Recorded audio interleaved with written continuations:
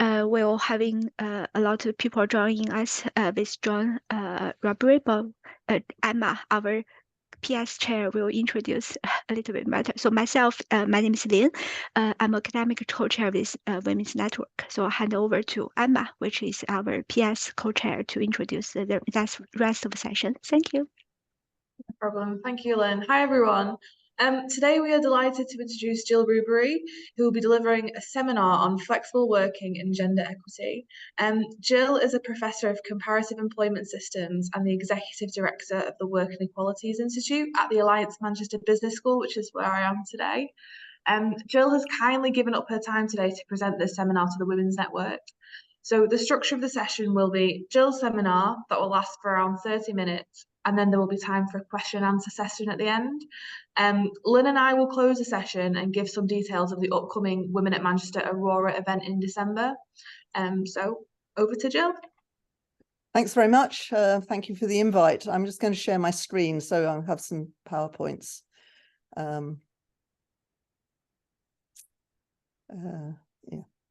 there we go.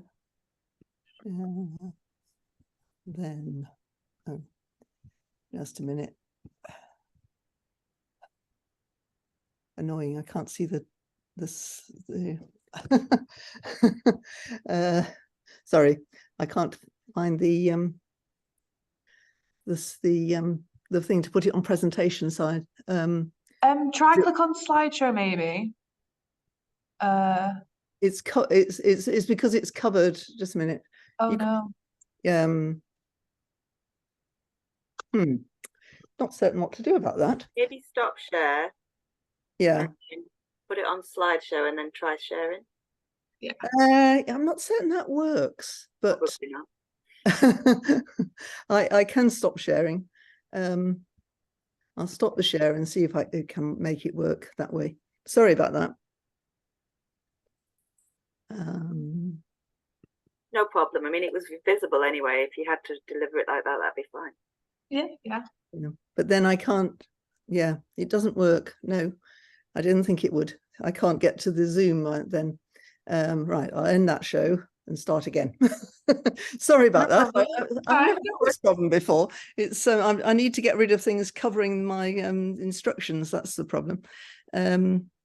Right.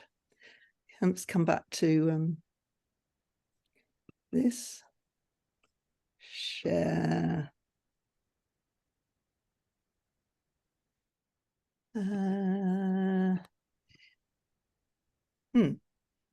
Still got a problem. Oh, it's down here. If I do it down here, it'll probably work. Is that the screen? I always do it at the top, but that's it. Right. There we go. Good. Right. Sorry about that. As I say, it's a new problem. And I also want to get, yeah.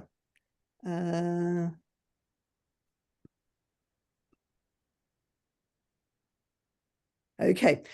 Thanks very much for the invitation. Oh, no, I've still got a problem. I need to get rid of people's faces in front of my slides. Why is that causing me a problem today? I'll take it over here. Right. Okay. Let's hope that's yeah. Okay. All the different. And let me go back. I think. Yeah.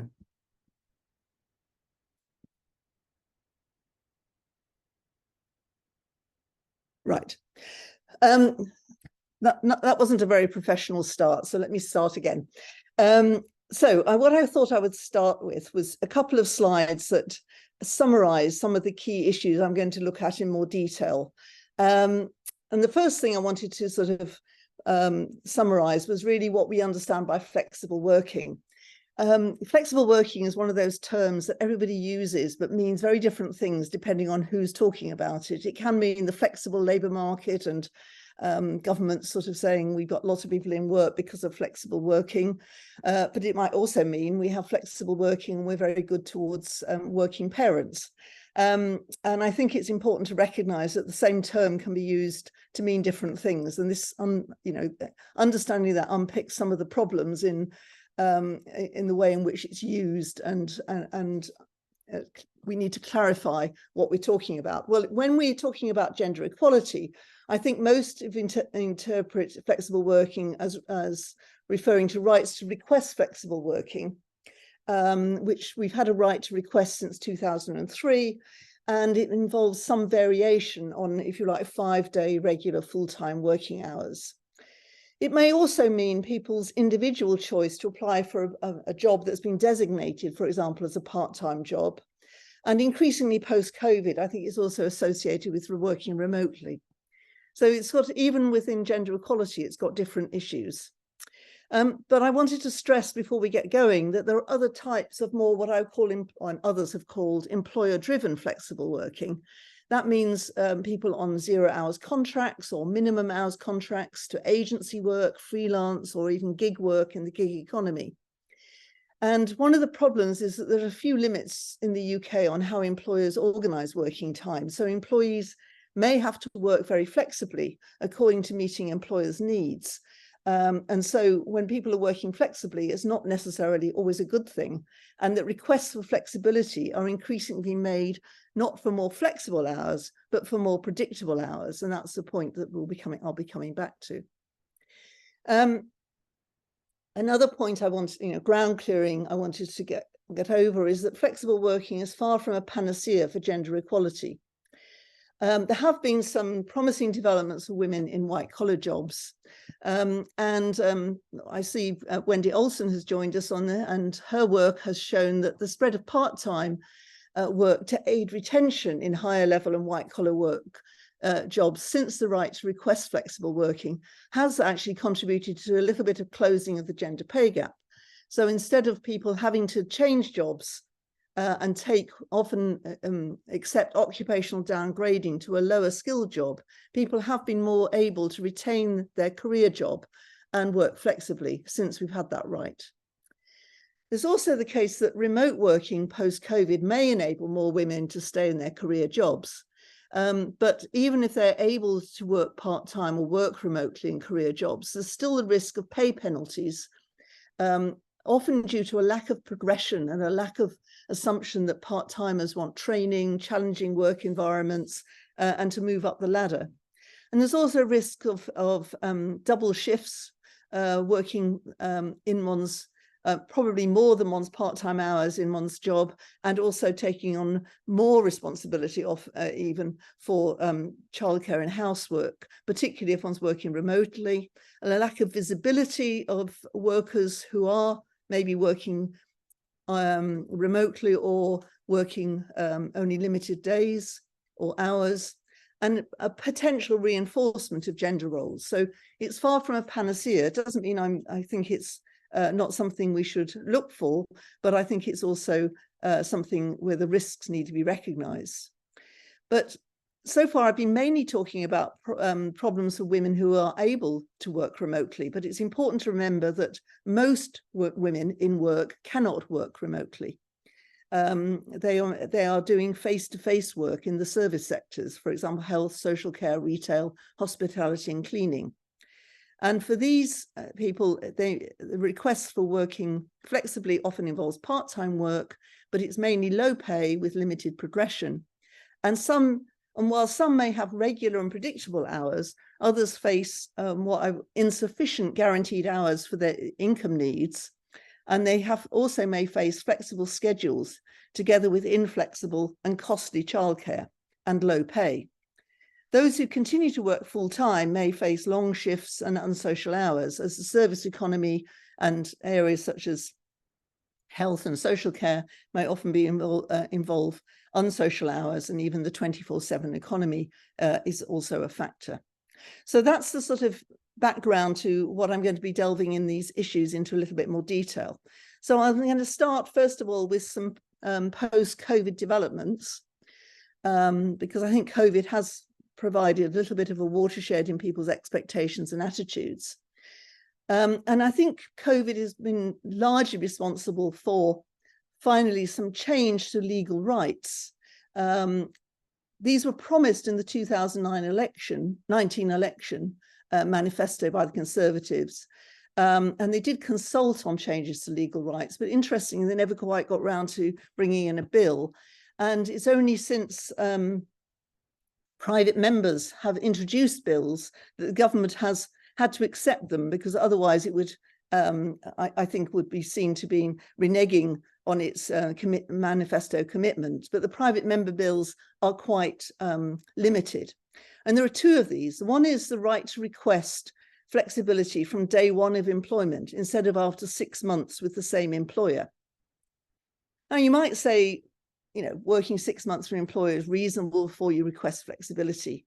But the problem is that this traps women in working for a particular employer, and there's no incentive for the employer to provide them with the progression, training opportunities, etc., that they're looking for, because they know they can't move to another employer and request flexible working until they've worked full-time for 6 months.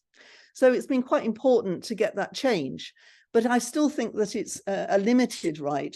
It's only a right to request, and there's no requirement on employers to advertise whether or not they'll grant that request. Alongside that, there's been another right to request more predictable hours. And this feeds into one of the issues I already discussed, that predictable hours are, I would argue, even more important for working parents than flexible hours. Predictable hours can be managed. There are arrangements that can be made. Flexible hours are very difficult. But this change to the law is, which has now been given royal consent. Again, you can only request more predictable hours after 6 months with a particular employer. And all of these rights are still based on the right to request, whereas other countries, and this will be a feature of what I'm talking about, that the UK isn't necessarily the leader in these areas. Other countries provide rights to flexible working, not rights to request, especially for primary carers. And also in the UK, there's no right to request a return to full-time or non-flexible working. And I think it may have changed in this university. Certainly when I was deputy head of the business school, I was trying to get the university to change and give a right to return to full-time working, because it seemed to me bizarre that you could actually request a career break for 2 years and return to full-time working, but you couldn't formally request a part-time working for 2 years and have a right to return to full-time working. I think that might have changed post-COVID, but I'm not quite certain. Also post-COVID, there have been changes in expectations. The COVID-19 lockdown resulted in what we know is a massive expansion of working at home. And this was supported by technology that had been around for some time and could have been used by employers. But employers were consistent in their arguments that actually working at home could not work. They couldn't trust the workforce to work. It wouldn't work. It would have major negative effects. And that, I think, in itself is quite interesting in changing attitudes, because suddenly everybody's realizing that employers don't necessarily know when they say something won't work. You have to try it to find out. And there is an inherent tendency to think that what they're currently doing is works best, and what they want to do, or what workers might want to do, will not work. And I don't think employers can put what I've called the genie back in the bottle. Everyone knows that working at home is possible. But we do see some employers campaigning to reinstate working in the office, either for a fixed number of days or 5 days a week, and arguing that actually working from home is having major negative effects on productivity. I think the jury is still out on whether they have any substance to that argument, because certainly during COVID, there were efforts to try and measure these effects, more so than has been happening recently. And in most cases, both workers and employers agreed that at most there have been minor effects, not major effects. I'll come on to some of the disadvantages later. But however, I also want to return to the fact that the majority of the workforce are not able to work at home. So there is also the major issue of widening inequalities between social groups, because it's mainly those in higher income jobs and the higher educated who are able to take advantage of working at home. And that is a major issue, that if we focus all our attention on the flexibility for only this group and don't do anything to improve the lot of those, the majority of women who are in other kinds of occupations, then we'll be widening gender inequalities within the female gender as well. And then, of course, we also have the issue of whether or not working at home will have any effects on gender equalities. And I will come back to that, but I think it's worth recognizing that there is a risk, particularly if employers keep on campaigning that working in the office is better, that working at home might become a main preserve of women, and therefore there is a risk of a new form of segregation emerging. So those are the sort of background slides. And now I want to talk in more detail, first of all, about the benefits and risks associated with working at home.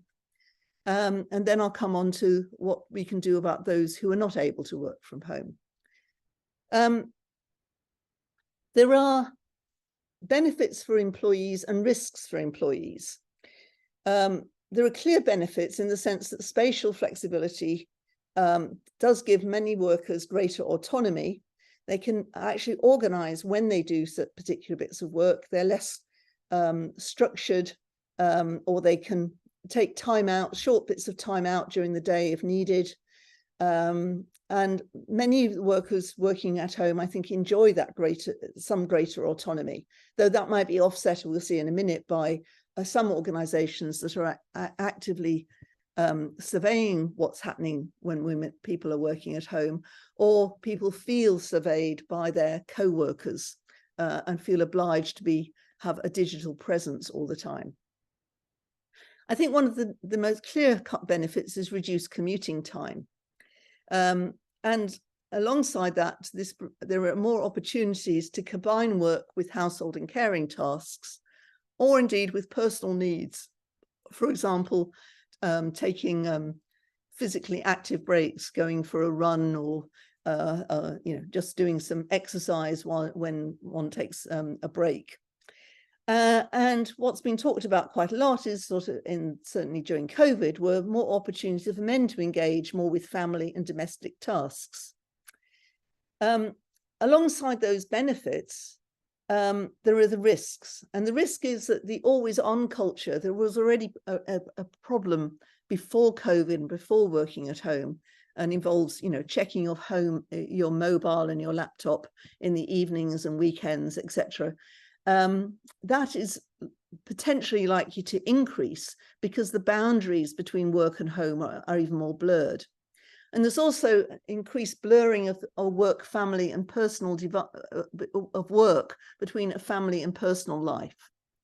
That might include things that people found amusing during COVID, such as, pictures of people working with their children or their dogs or their cats, etc. But there's also, a feeling that there is no sort of boundary, and work is intruding into one's personal space. And this is obviously greater if there is surveillance by employers.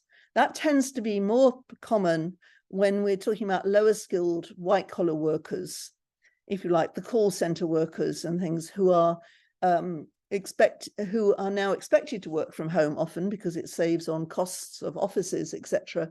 But they're expected to, be constantly on their computer. Keystrokes and time spent talking can be monitored, and all of that creates a problem of whether or not everything has been surveyed within the home, and even issues such as whether you're allowed to eat at your desk during your work hours, etc., etc. Whether you're supposed to have your video on, which is also obviously a problem because we all know, those of us who are academics, that teaching students in a hybrid way, if they keep them videos off, becomes very alienating. And often that's also the views expressed when people are working remotely, if remote workers on hybrid sessions keep their videos off. But on the other hand, if you have videos on, it depends on your work, on your home space, whether that seems appropriate for you. I've already mentioned the fact that you may become more invisible if you're working remotely, particularly if that's not done by everybody. So that certain groups become more invisible, those who work more at home. This could lead to also a segregation by gender, so that men return to the office and women who still take the vast responsibility for children and care are those who stay at home. And there's even talk and evidence of a lower pay being offered if you work at home, supposedly for taking into account your lower commuting costs, but not your higher costs of providing decent office space, heating, etc. Although, I mean, that was an issue during COVID, and there was some tax advantages you could claim if you do work at home. But more generally, if there becomes segregation by gender and it's mainly women who work at home, that problem of women being confined to jobs which aren't offering much opportunities for advancement and progression, or indeed opportunities to learn and develop. So it's not necessarily that you're not being paid for the work that you know, properly for the work you are doing, it's that you're not able necessarily to progress at the same speed as those who are working in the office. I think isolation, working at home, does also create problems of learning, of developing your skills and learning on the job, particularly for new workers and younger workers. So if you change jobs, it may be more difficult to continue working at home.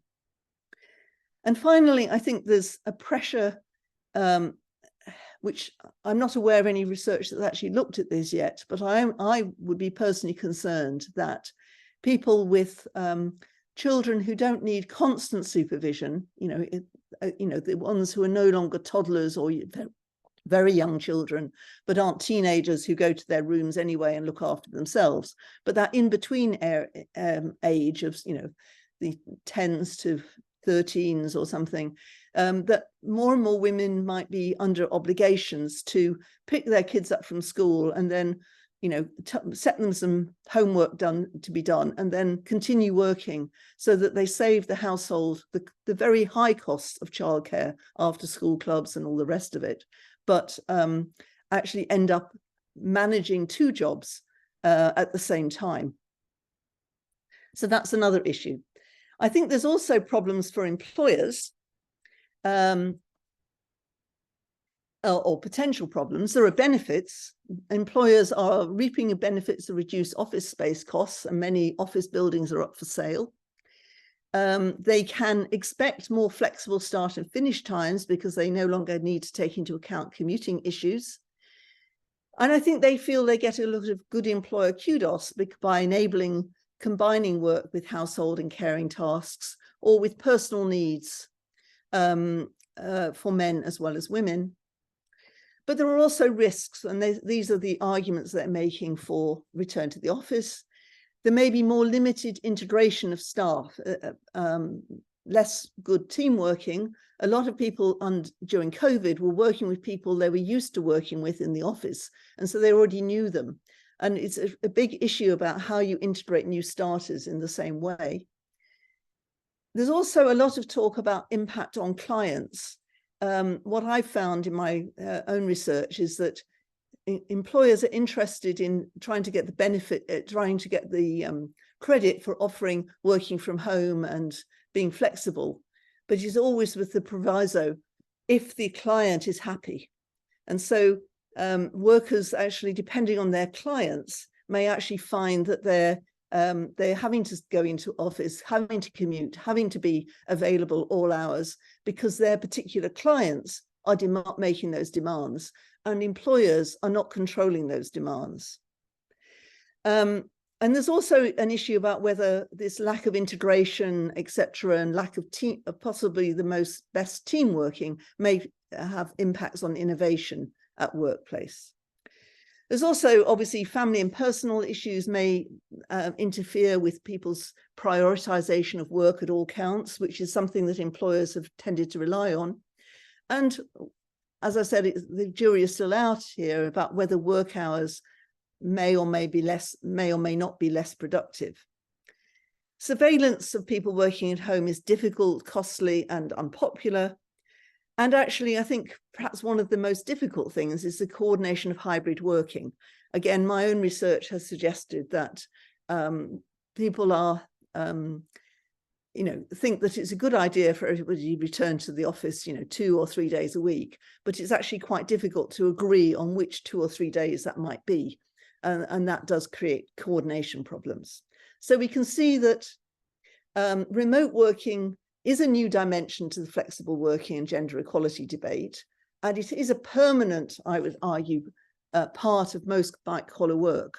And it's worth remembering that men used to do more working at home than women in the past. They were those in higher level jobs always been trusted more to work at home. And men, as we all know, have a higher share of higher level jobs.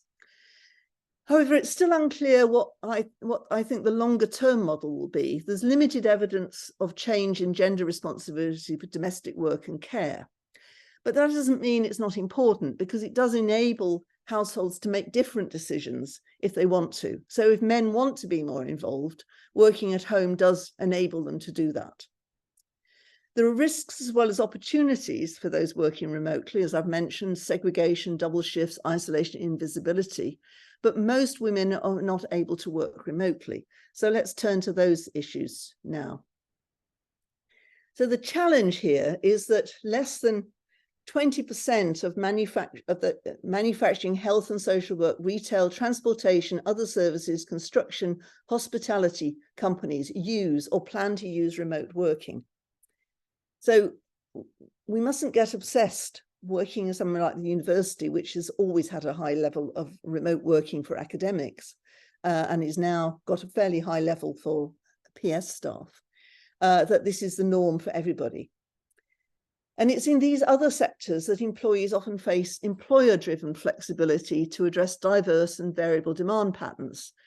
And these create major challenges in managing work and life due to, first of all, variable hours and income. Those on 0 hours or often minimum hours contracts of like 4 hours a week or something may have to accept whatever work they're offered, or risk having no shifts in future. And these are very common in areas like hospitality and retail.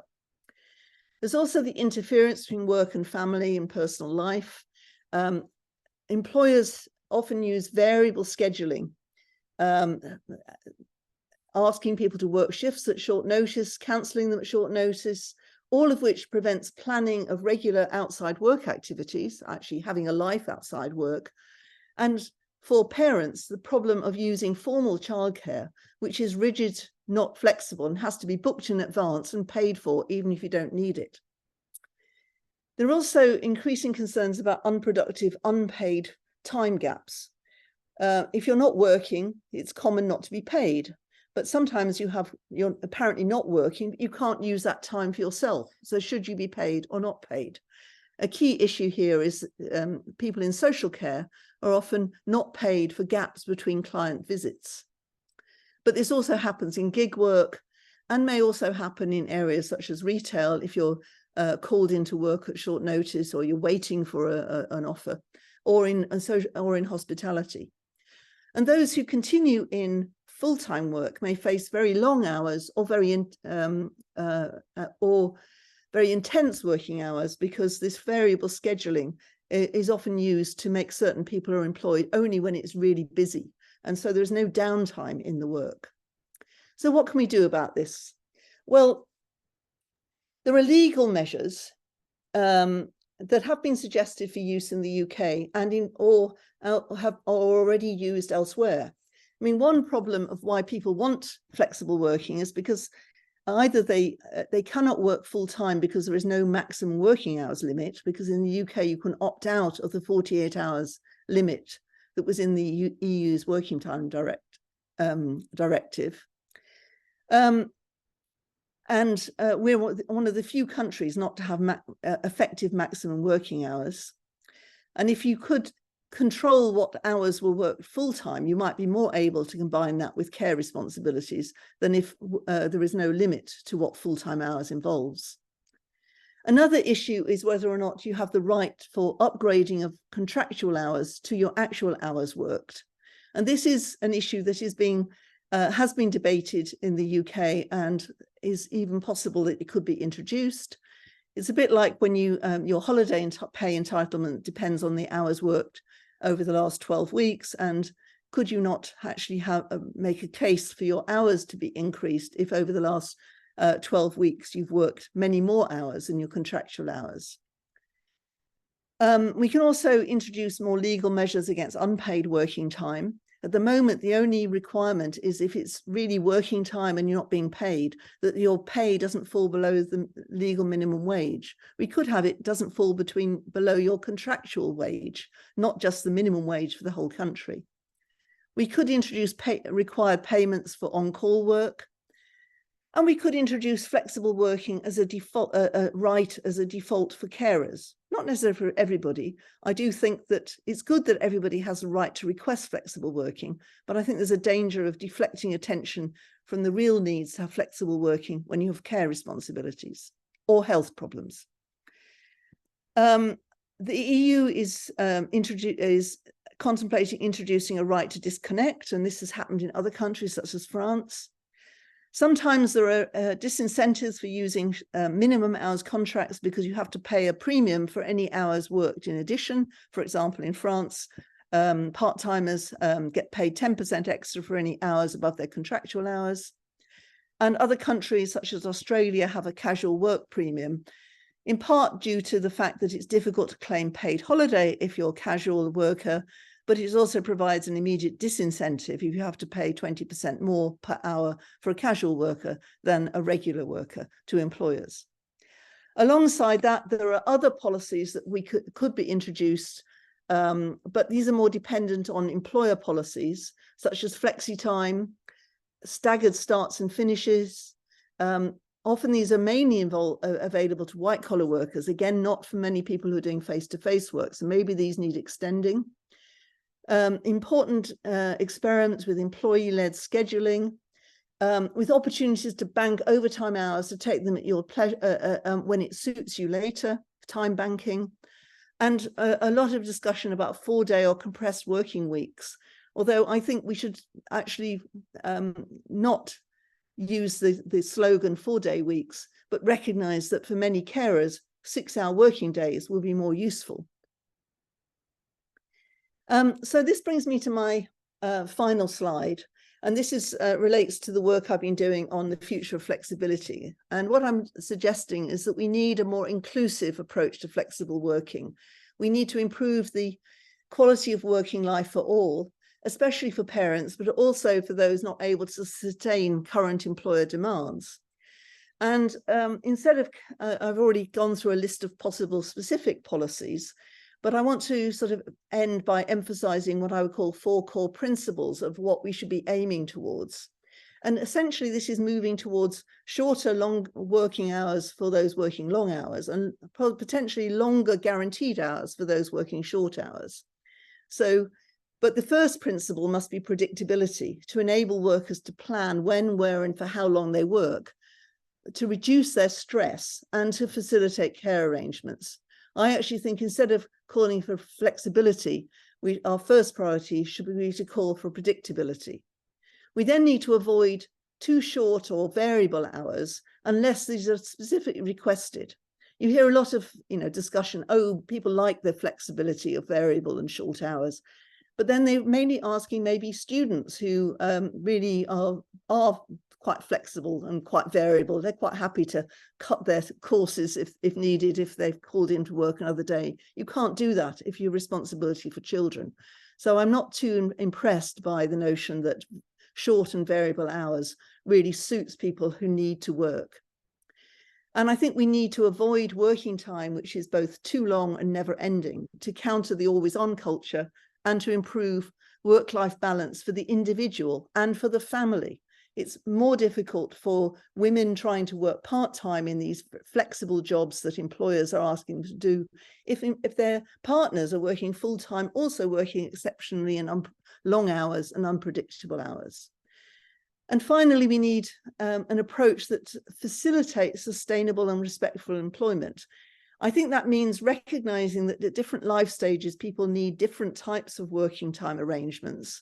and enable people to move, to change to those at those times, but also change back when they're no longer in the sort of like peak care modes, and also ensuring a right to private life and non-invasive surveillance. So that's where I've got to. I wrote about this in, I'm a member of ReWage, which is it's called Renewing Work Advisory Group of Experts, which is set up on the same basis as a sort of parallel basis to SAGE that we all heard about during COVID, which was the Science Advisory Group of Experts. And this, if anybody's interested, there is a longer report on this, on the future of flexible working, that I led for ReWage. So this is where this has come from. And I'll stop sharing screens now. Thank you so much, Jill. That was fantastic. I think we're going to move to a question and answer portion of the seminar, and I've already seen one in the chat from Rachel. Let me just read it out for you. She asked, do we have any evidence for increased engagement of men with domestic labour post-COVID in the increase in flexible working? It's pretty limited. I think that already did reduce during COVID. I think it was mainly during homeschooling and the real full lockdown where this. But as I said, I do think that the remote working does enable households to make different decisions. This has always been one of the problems, that men who wanted to do domestic labor and work from home or work part-time maybe suffered more in terms of their career prospects than women, because it was seen as more unusual. So I think that is an important sort of enabling factor, but there hasn't been a mass change, I think. As I am doing some work on remote working, but we haven't published it yet. But there were quite a lot of men who did like the reduced commuting that enabled them to have more family time, like having dinner with their children or putting them to bed. But it wasn't sort of prime responsibility for children. It was just more shared family time, I think, how I would describe it. That's brilliant, thank you. If anyone has any questions, please either pop them in the chat or put your hand up or speak out now.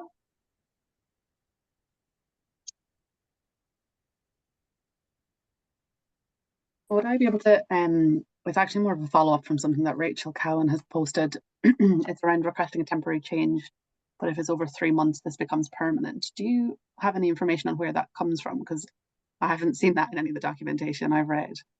Yeah, so I'll post the link in a moment. Then it was in response to Jill saying that one of the issues is that when you make a request to change your work contract, then that's a permanent change and you don't have the right to request a change back. And actually, on a personal, my own experience, that happened to me going part-time, working after having my boys, and then not being able to go back full-time, even though the demands of the job were increasing. And that's so I will signpost to that. And it's interesting to, as leading on our gender equality action plan, I can raise those issues and explore the possibilities of progressing that policy. But would you mind sharing, Sinead, your interest in that? But you don't have to either. You don't need to. Yeah. Well, I can give a personal example, but then also generally the team that I'm working in, we've had a number of people come back. I think in the last 12 months, we've had 5 of the team have children. So we've been very prolific on our side. But that means that a lot of people are coming through with flexible working requests. So for example, I have asked to go for a 10 and 9, and that was agreed. But I guess it wasn't really made clear to us that this becomes permanent and then you don't necessarily have a right to go back to what you originally started at. So 10 and 9 is less of an issue, I guess, in terms of the fact that it's not actually changed to my FTE, but we have, say, a staff member who wants to go 2.9 FTE. Does that mean that in a couple of months' time, they will be essentially stuck at 0.9 FTE unless we can make a business case to put them back up again, which becomes a more complicated procedure? Yeah, so I think you can make a request a temporary change, but it's for 3 months maximum. And so I would say that's the case. So essentially you would be losing FTE within your team. So I will put the links in there to the two. They're all, and there's really good guidance as well as the sort of dry policy that will bring it to life a bit as well. Thank you. And is that University of Manchester documents or? University of Manchester. Yeah. Okay, that's really interesting because yeah, for example, my letter, my flexible working request says that we're going to review it in 12 months time. But I guess if everything's become permanent in that stage, then there's no point in reviewing it in 12 months time, if that makes sense. Oh, you're muted again, Rachel. Rachel, sorry, you're muted. Yes. Apologies. It might be that that's been agreed at the local level, but Okay. I'll put the link. Yeah, thank you. Sorry to make this quite specific. Thank you. Perhaps I could come in on that as well. I mean, in other countries, for example, if you've gone part-time, you might have the right to priority if a full-time vacancy comes up. So if you're wanting to return, you may not be able to do so immediately because of budgetary implications, but you are given priority over recruiting somebody else into the full-time role. So there are things that could be done at the university that could moderate this permanency, if you like, and recognize that they are, there's a constant change and flux in PS staff in particular, but also academics. And what I think's quite odd is that, I'm not party to current discussions on these issues, but one of the arguments I always made for academics was we're perfectly happy for academics to take sabbaticals and therefore be away for half a year or a whole year. But if you want to work part-time for say 2 years after having a child, you can't pre-arrange to come back.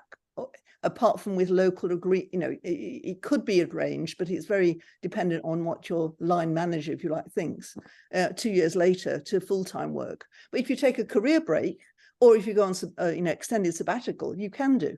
So it's not okay. Yes, sabbaticals are important for research, but it's not that the teaching needs means that you can't take time away. So I do think this is something that needs further discussion in the university. But as I say, there are ways of dealing with it where you have priorities to apply for going back to full time, and give notice of when you want to come back full time and see if that can be fitted into the budget rather than an immediate, next week I'd like to come back full time. That's not what I was really implying.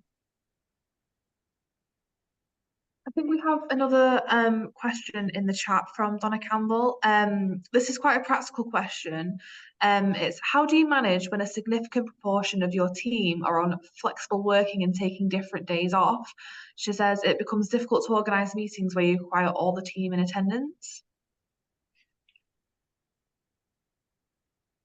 I think this is the point I was referring to. This is an issue that keeps coming up, and the question is: do you want all the team to take the same days off, and maybe need to organise that, or do you want to actually reduce your office space and have people sort of spread over the week? That's another issue. Yeah. Okay. Any last questions? Just more of a oh, sorry, I'll put my hand up. Apologies, Sabine, you go first.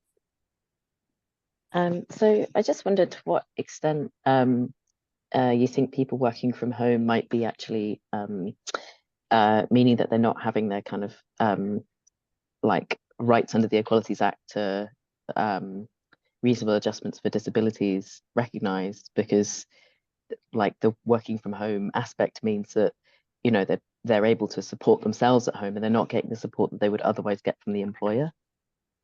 I'm just thinking about, so my partner's got long COVID, but he's not had that officially recognised, and he started working from home during the pandemic, and he would not physically be able to go back to working in the office now, but it's all just sort of informal rather than in writing. So yeah, it just made me think about that. I think that's a very good point. I also think there's a risk that people who would take days off because they're sick feel that they're not that sick that they couldn't, they have to do nothing, and so they will try and work even though they actually would not go into the office because they're not well enough, and that's another issue. I mean, that's a more short, that affects more people, but I think the disability issue you raise is a major problem, particularly if workloads are not adjusted. And this again depends on whether or not people,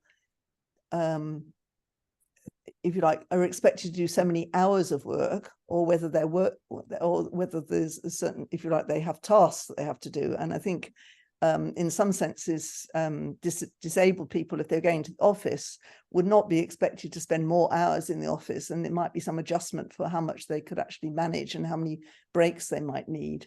But at home, there is no boundaries, so this becomes more, possible, but through longer hours than somebody who's not disabled, and particularly longer hours if you don't factor in the need possibly for more breaks. So I think it is a big issue that should be taken up, by our employer, but I don't know whether it has been. I'm not party to that.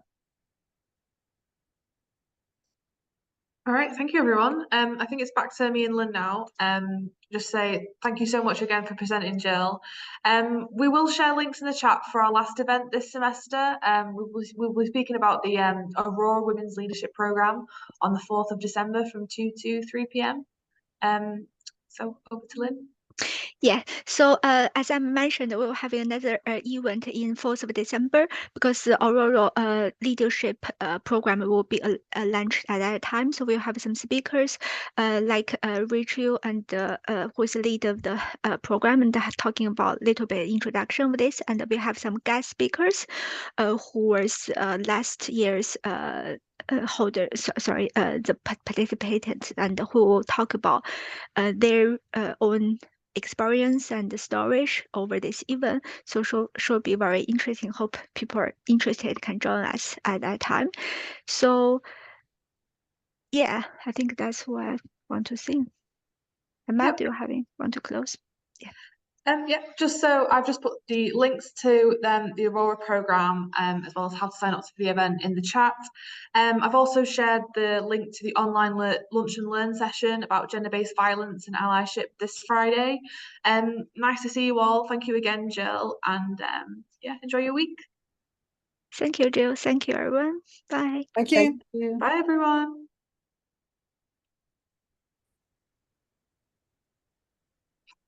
I'm just reading the chat. If I can just, Of course, yeah. I didn't have a chance to read it, so I thought, yeah, probably all gone, so you can copy and paste out if you like. Okay, thank you. So helpful, Jill. Thank you. Yeah, Jill, thank you. We're about to embark on this Future Families project, so if you wouldn't mind, once we've got more of a framework to it, your expertise just to have a critical friend perspective would be great. sure. You'll get the chat, won't you, as a file? Yes, from the recording we should do. Yeah. Send it to me rather than me trying to read it now. It's just there's a lot in there, and Yeah, of course. Yeah, no problem. Okay, bye. I may get it as a co-host. I'm not certain, but if I send it to me anyway, yeah, good. Yeah, that was yeah. Thanks a lot. Right, bye. Thank you, Jill. Thank you. Bye.